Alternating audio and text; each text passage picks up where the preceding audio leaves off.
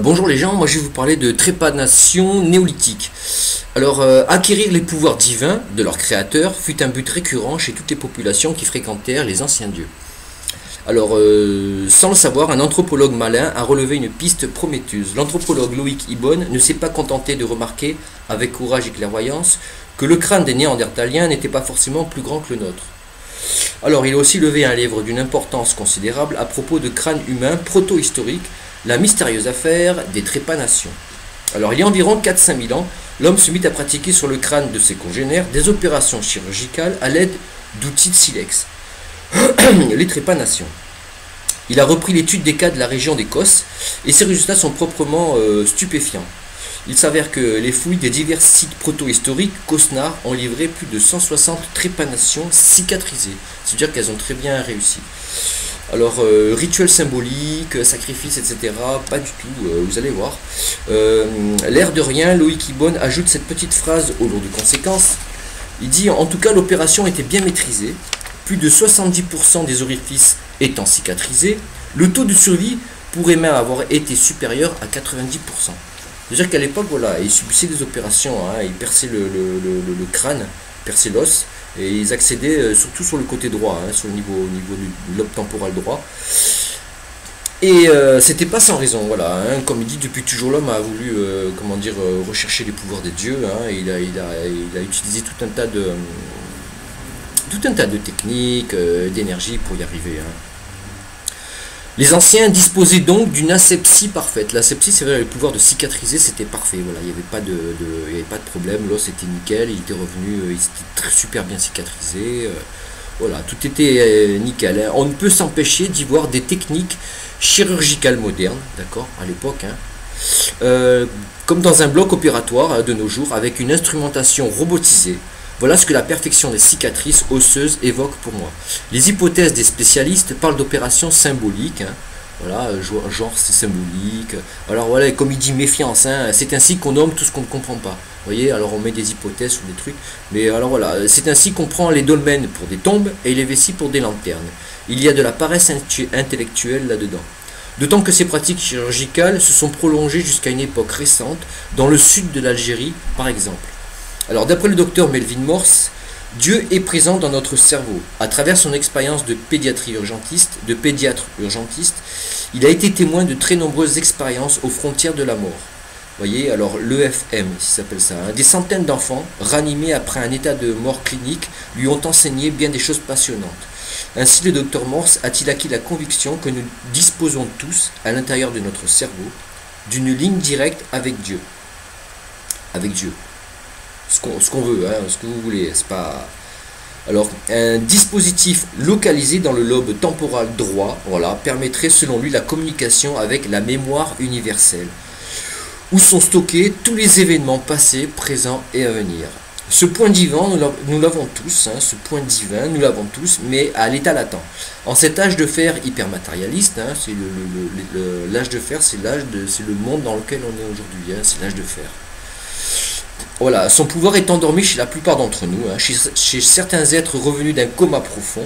Le choc de l'EFM, donc l'activité de mort clinique, hein, a réactivé le dispositif divin du lobe temporal droit. Donc c'est des gens qui sont morts cliniquement et qui sont revenus à la vie, hein, et ils ont vécu et ils ont récupéré certaines choses, certains pouvoirs lorsqu'ils sont revenus de ce voyage en fait. Hein. Alors...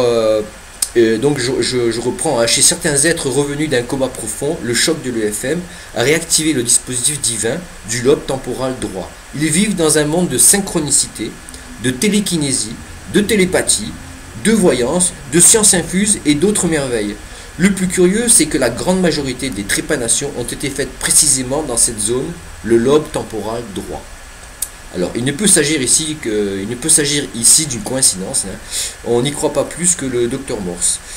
Un de ses profs de médecine prétendait que le recours aux coïncidences témoignait la plupart du temps de paresse intellectuelle, car 99% des coïncidences n'en sont pas. Dieu ne joue pas au dé, hein, comme fulminait Einstein quand on lui parlait du hasard comme cause première. Alors, il faut donc penser que les interventions chirurgicales visaient un certain point du lobe temporal droit, et pourquoi pas le point divin. Alors, toutes les antiques populations humaines ont investi leur ingéniosité et leur courage dans un seul but, obtenir les pouvoirs illimités que détenaient leurs créateurs, les dieux géants d'avant. Alors, ces surhommes d'avant le déluge avaient acquis des pouvoirs quasi illimités grâce à la foudre. Sans épargner leur peine, ils avaient parsemé la planète de machines à foudre d'une terrifiante puissance pour y recevoir les baptêmes par le feu du ciel. Alors, la foudre, déclencheur divin, a le pouvoir de libérer en nous des forces latentes. Le survoltage de notre circuit électrique, le système nerveux central, peut nous griller les neurones ou activer le point divin quelque part dans notre cerveau. Alors, devenir Dieu ou mourir grillé, n'est-ce pas? Ça a de la gueule, hein. On dirait le jugement de Dieu qui se pratiquait au Moyen-Âge. L'accusé devait remporter une épreuve surhumaine pour s'innocenter. Le baptême par le feu du ciel. Alors, celui qui reçoit le Dieu vivant et qui n'en meurt pas devient lui-même Dieu. Devient Dieu lui-même, voilà. Il y gagne des pouvoirs, voyance, préscience, guérison, et même quelques gadgets, graver des médailles à distance, faire sourdre du parfum de ses mains, faire apparaître des stigmates sur son corps. Il y gagne parfois des merveilles pour lui-même, comme jouvence et longévité. Ou alors il crève sur la chaise électrique. C'est peut-être pour éviter ce désagrément que leurs descendants ont eu recours aux trépanations. Mais quel qu'ait pu être le risque, tout se passe comme si nos lointains ancêtres avaient toujours choisi la voie divine. Tout ce qui ne tue pas te rend plus fort. Friedrich Nietzsche. Alors, de tout temps, les candidats au grand pouvoir ont usé d'innombrables et délirantes stratégies pour éviter le syndrome du barbecue. Les mystiques seront surpris de découvrir que l'éveil n'est pas une question d'élévation morale ou spirituelle. L'éveil n'a rien à voir avec les mérites ou les efforts d'un être. L'éveil est automatique.